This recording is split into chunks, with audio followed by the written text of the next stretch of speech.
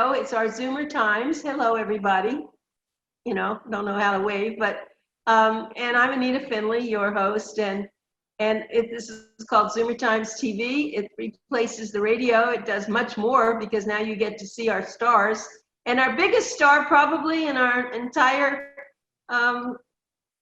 group of people who do this with us, it's our galaxy, and this is Darwin Porter, our celebrity author. And Darwin lives in Staten Island, and he's, of course, very interested in what we do, and we're very interested in what he does. He never stops, writes so many books, and each one is more powerful than the next. So we have a great show for you today, but I have no idea what Darwin's going to talk about. Darwin, it's all yours. Anita, it is so good to see you, looking glamorous like a movie star. Oh. And, it's just amazing. I really thought you should have been a movie star. Oh, well, I am. I'm a star to my dog. He thinks I'm a star. Well, I have gathered up some startling information about the America that we live in and the country we share. Some interesting surveys. Everybody is taking a poll these days. First, I want to say something about conspiracies. Tonight is the night of the debate between Biden and Trump.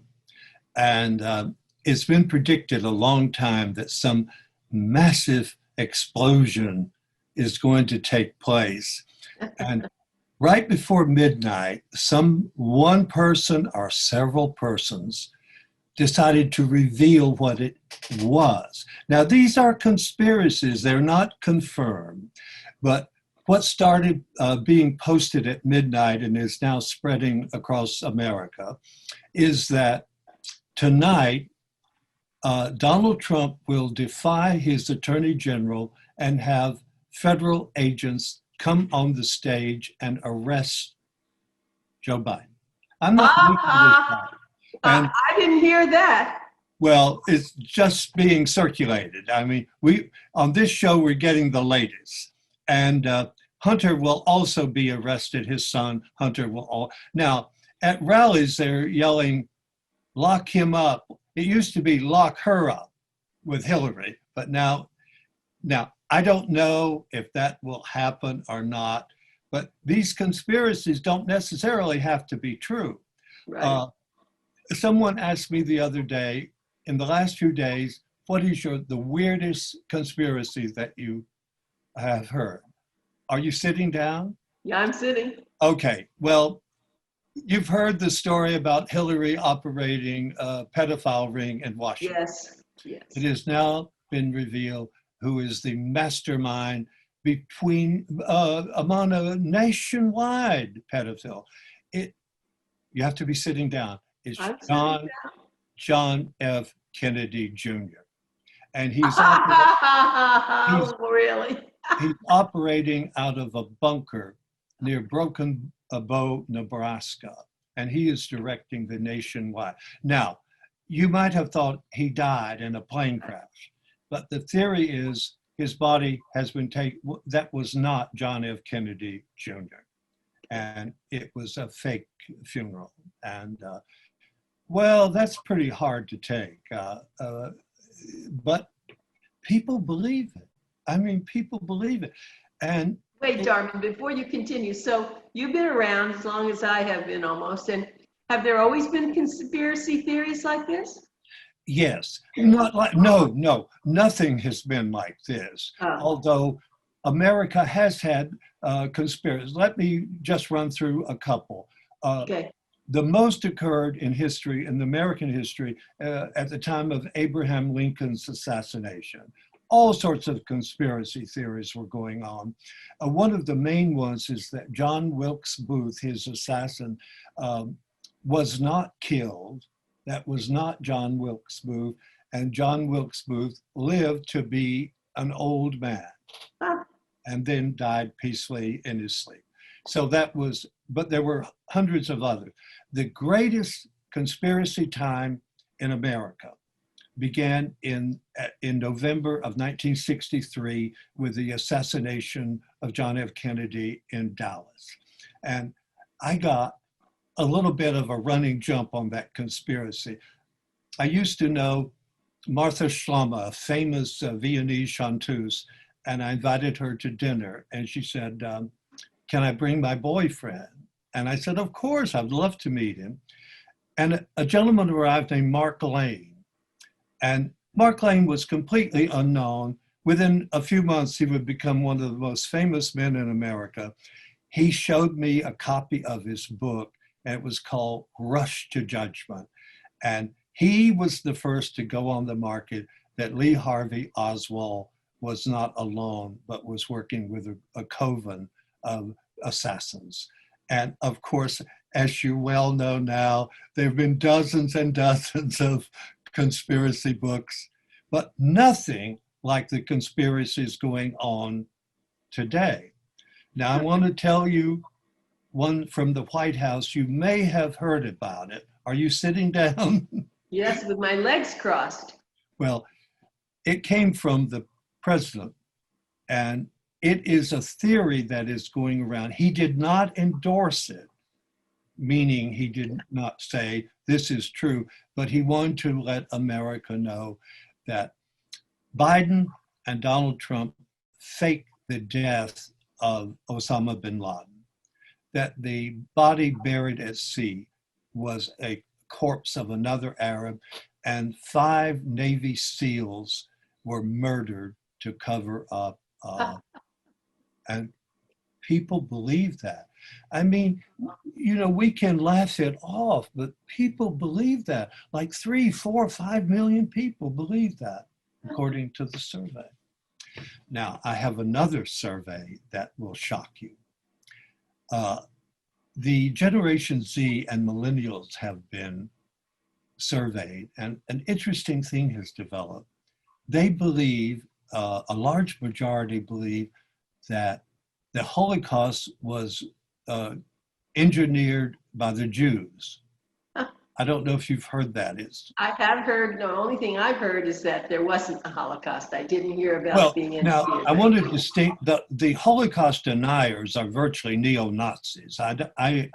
These are people who just simply don't know. And then I've tried to figure it out. And over the last 18 months, I've seen several things like elderly Jewish ladies living in dire conditions, who were 5 years old in 1943, and they somehow survived. But you hear Jews, Holocaust, nothing of the Nazis.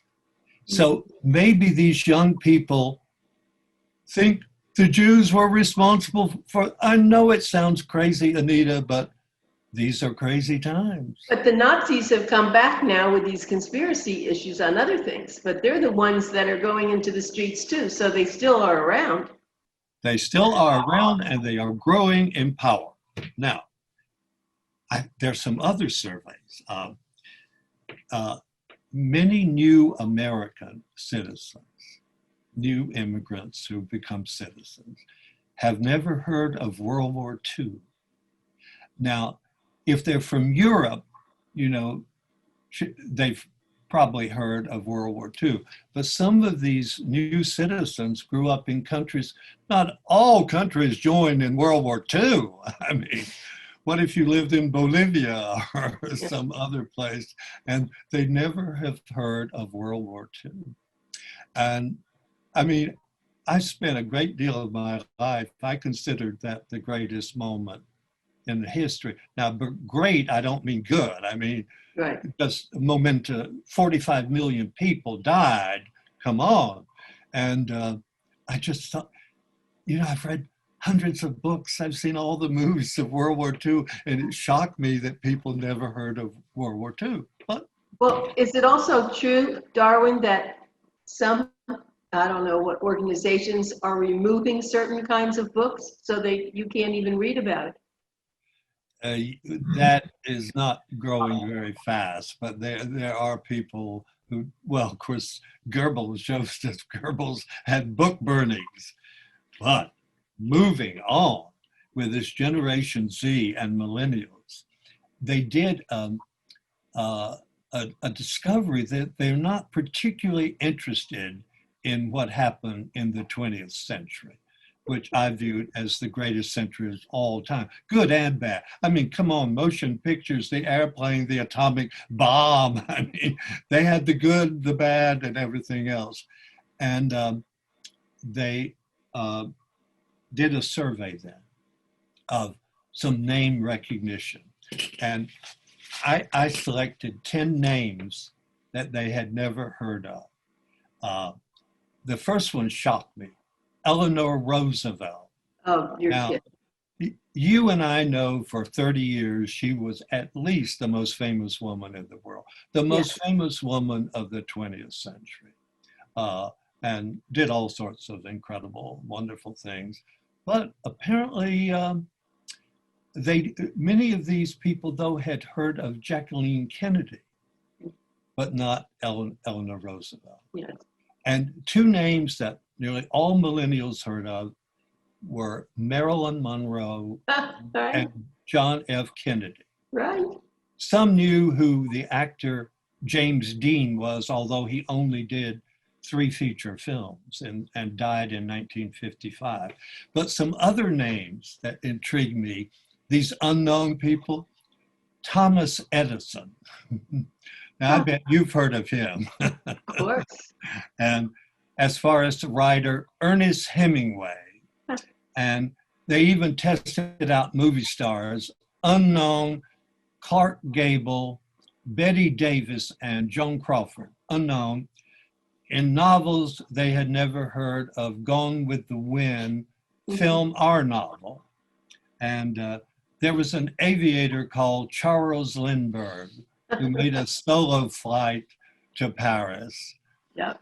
And no, who is he? Now, among US presidents of the last 50 years, the most unknown is Gerald Ford. No one knew who Gerald Ford was. And the second most unknown was some peanut farmer from Georgia. And who, by the way, Jimmy Carter is still alive. I know that. And he's had cancer, but he seems to be, he keeps going. He's eating those peanuts. Yeah. Now, 12% knew General Eisenhower. Of course, he was a 2-time president, but they had never heard of General Douglas MacArthur, and the hero of the Philippines, and a major figure. Yes. It's a story for another day, but I knew his son who changed his name and was disowned by the father. But that's a story for another day. Oh, yes, I never heard that. I know, but I got around. You got around. You still do, right? Now, half of Americans believe that waste causes the deficit. Trillions, it's waste. And a great majority believe that it's foreign aid that puts us trillions. Actually, foreign aid is less than 1% of the American budget, but it's just what people believe. Here's another one. The 71% of Americans want reduced spending, but they don't want to cut Social Security and Medicaid. But they won't. Now that's 71. That's what, nearly 3/4 of American people. Now, U.S. citizens have to, immigrants who apply for citizenship, they have to take a citizenship test. I'm sure you know that. Yes. And they tried the test on many people who are American citizens, and majority in 49 states failed. Now, we have 50 states. So what was the state where most people passed the citizenship test? Would you believe Vermont? No kidding. Oh, now that surprises me. Maybe Bernie Sanders taught them. What do you think? Oh, we could go, oh, my. Well, wait, I have a question. So how could we rectify all these things that you've been saying people didn't know?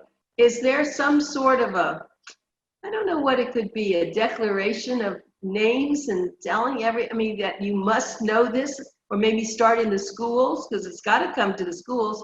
How do we rectify this, Darwin? I By have, the way, my guest is Darwin Porter. You're listening and watching him.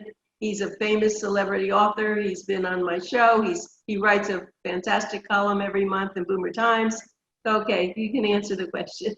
yeah. All right. Now,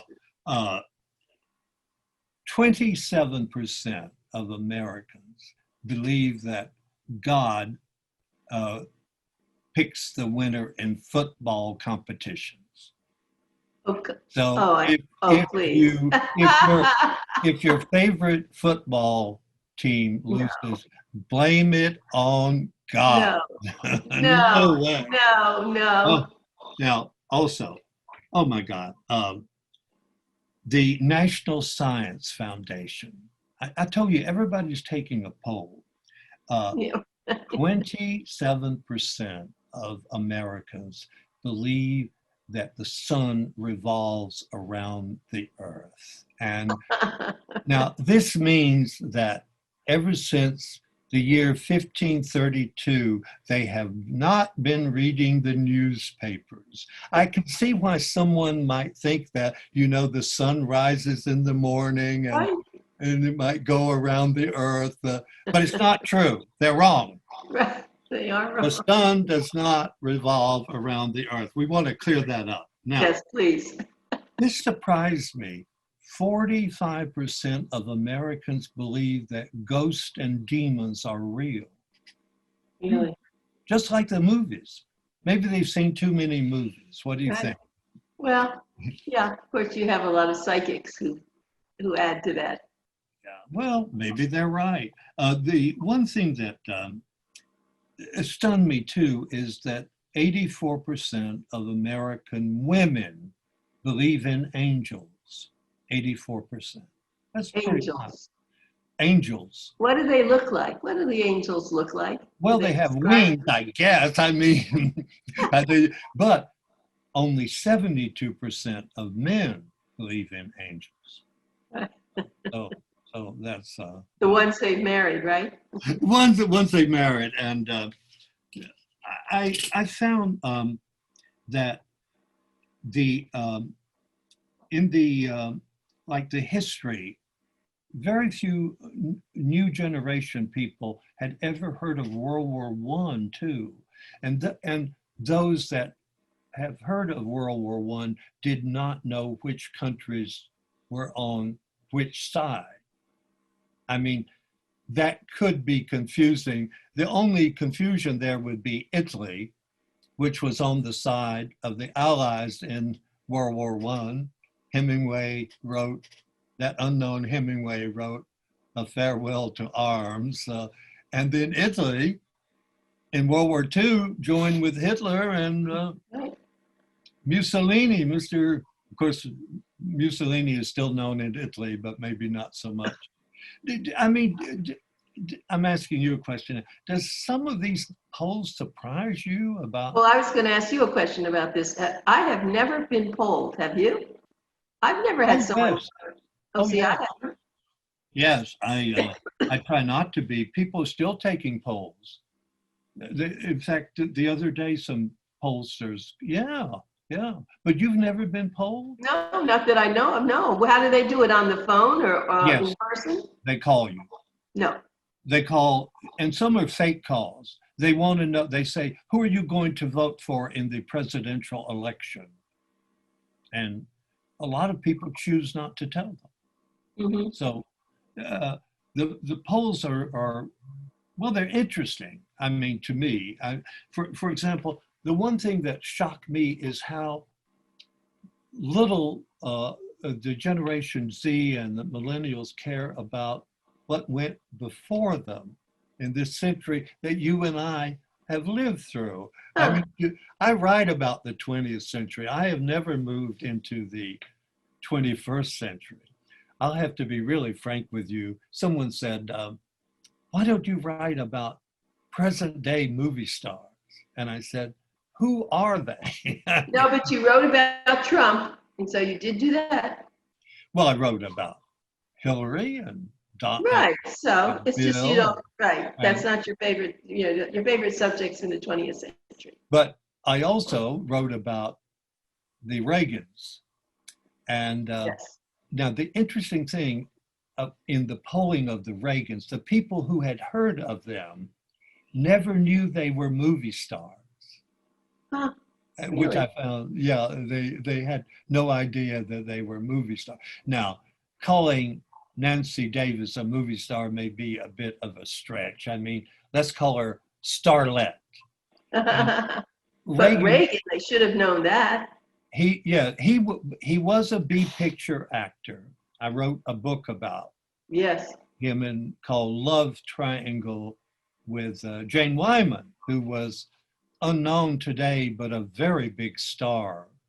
She won an Oscar for Johnny Belinda, and she did all those magnificent, she did All That Heaven Allows with Rock Hudson and all those tearjerkers. She was a big star. Reagan was basically a B picture star. But he was attractive, and he was he was smart in his speaking. But let me, before you continue, I just wanted to tell you that I've been enjoying the First Ladies on Sunday nights.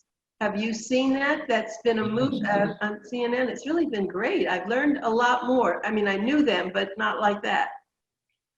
I did see them, and well, I mean, I sort of specialized in first ladies in the I know history you did. of ladies, and they didn't tell me anything.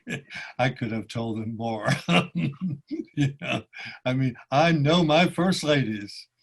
I don't know why. I just, most people. Of course, I studied the presidents, but Right.